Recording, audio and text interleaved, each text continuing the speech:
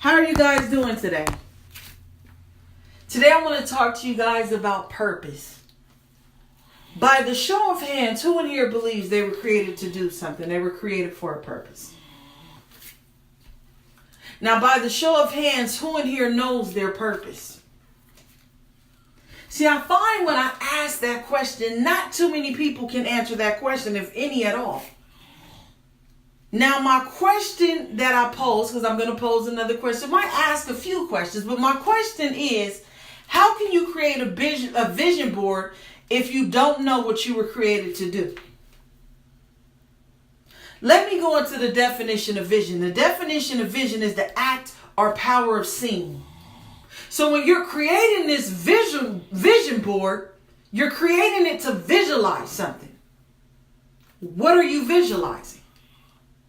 And before there's vision, there must be provision. The definition of provision is the act or process of providing. It's an action, right? So in order to create this vision board, you have to put action to it. And how can I put action to a vision when I don't even know what the vision is? I want to talk to you a bit about passion, because your passion aligns with your goals. See, your passion is something you do without thinking. It just comes natural. You love to do it. Nobody has to pay you to do it. And then your passion pushes your purpose. You know, when I was younger, can I be honest with y'all? See, I didn't always know what my purpose was. You know, growing up, I was always a leader. Kids always flocked and followed me. I was always a leader. I was always an advice giver. People always came to me for advice. Even people older than me. You know, and growing up, I hated my voice. I share this story all the time because I completely hated my voice, right? But then found out in college I was a great speaker. See, they tried to ask me to speak. I was in a communications class, and we had to do a group project, and one person had to be the speaker.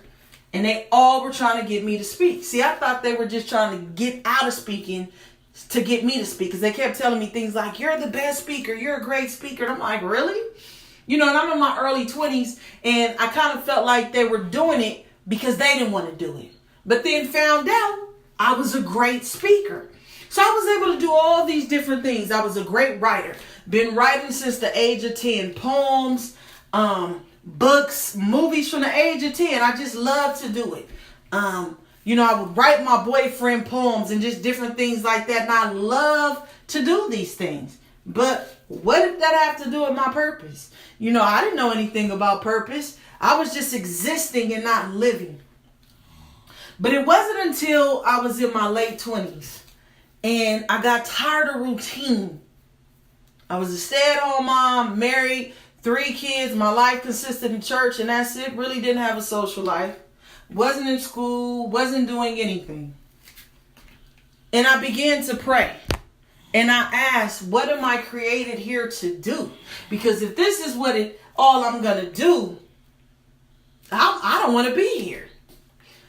And it's not to say that I hated my marriage, I hated my kids. I love that. But it wasn't fulfilling to me. Right? So as I prayed out, God began to show me my purpose.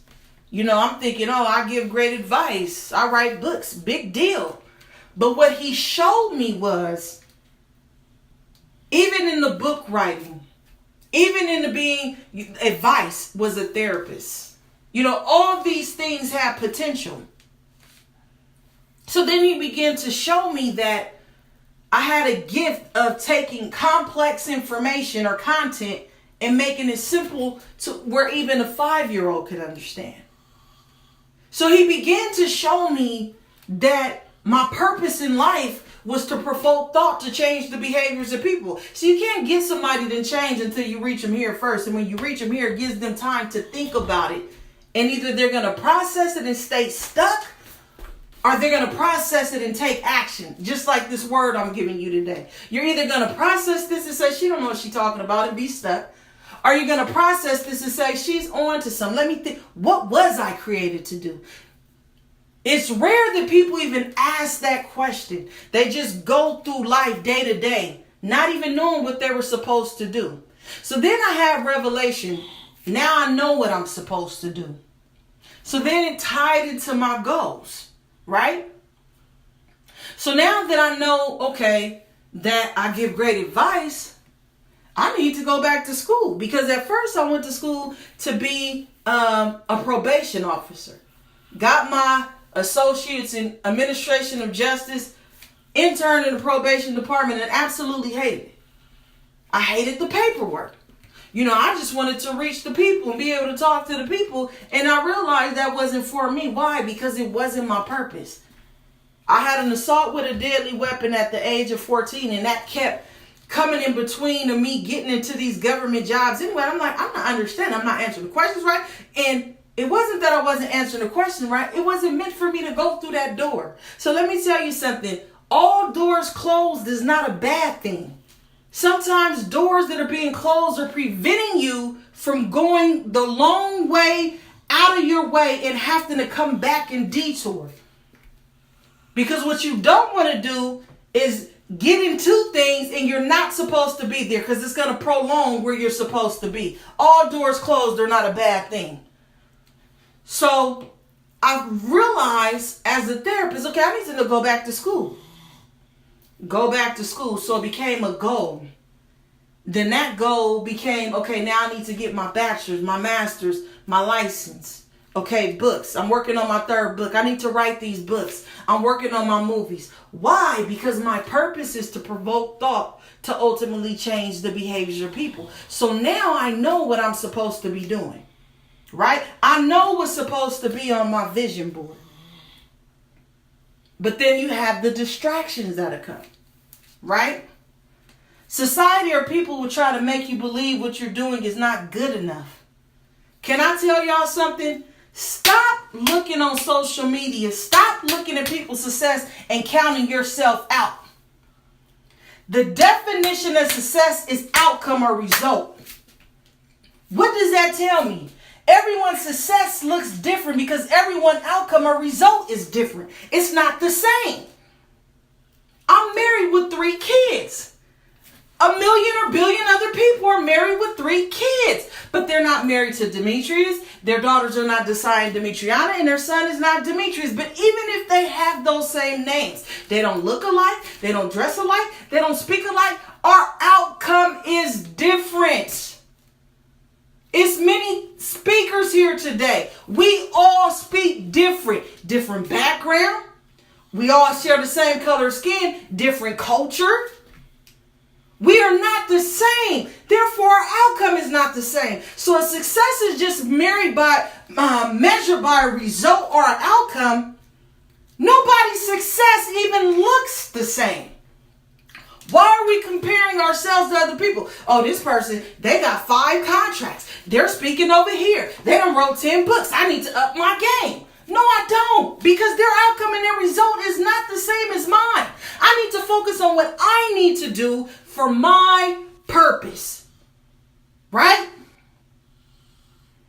I had somebody come and tell me, they're like, Saniyyah, you need to network. You need to be here. You need to be doing that. And at first I kind of got caught up. A distraction. I'm not doing enough. And then I had to be still, and I started watching different people. These different people, they're everywhere. They don't know their purpose. Why you say that, Saniyyah? Because a person that knows their purpose is intentional. So you could be busy, but doesn't mean you're productive.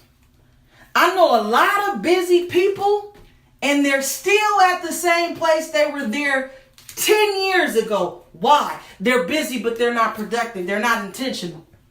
See, opportunists chase people. They chase opportunities. So you see them at every event, in everybody's face. They're everywhere. And I often speak to my girlfriends, and they'll ask me, do you know this person? You know that person? They over? And I'm like, no, I don't know any of these people.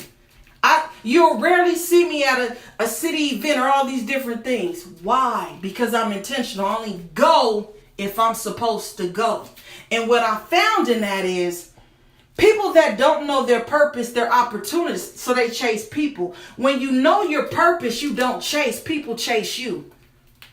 And all the opportunities, 99% of the opportunities I get, I don't ask for. They come to me. People either refer me or they see something I've done and the people seek me out and contact me to come do it. Why? Because I'm intentional. Because when you're intentional, you're always at the right place at the right time. You're doing the right thing at the right time. Being noticed and doing what you're doing at the right time. I don't have to chase people or opportunities because I know my purpose. I know my worth. People contact me all the time on social media. They want to meet. I stopped doing it. Before I was nice. I didn't want to be rude, but you wasted my time. I'm intentional. I know my purpose because I understand even in business and even with the things that you're doing, you're not supposed to align with everybody. I'm about to mess y'all up. You're not supposed to be in the company in the circles of everybody. Why? Because you know your purpose. You are intentional. You don't link up with everybody because they have this going on over here. Because I know in my purpose, if I stay in my lane and I stay over here, then everything will come to me because I'm in my lane. And while I'm in my lane, I'll see the things that I need to do. The opportunities will come because I'm in my lane. I made a vision board 7 years ago. And when I made that vision board, there was stuff that I hadn't even started yet. And 7 years later, most of the stuff on the vision board is completed. And so what I'm saying is, walking in purpose, you're forever going to be accomplishing goals, but you also need to continue to add more. Because every season is different type of goals. I had a season for school. Then I had a season to write. I had a season for the first book. Now I'm on the third book. So you should continuously be accomplishing and making new goals for your purpose. Your vision board should reflect your purpose. So in closing, I'm just going to leave you with this. I challenge you today to find out who you are and whose you are, because with that alone, you'll find your purpose. And as I always say, until next time, those of you know, join in with me, continue to break cycles.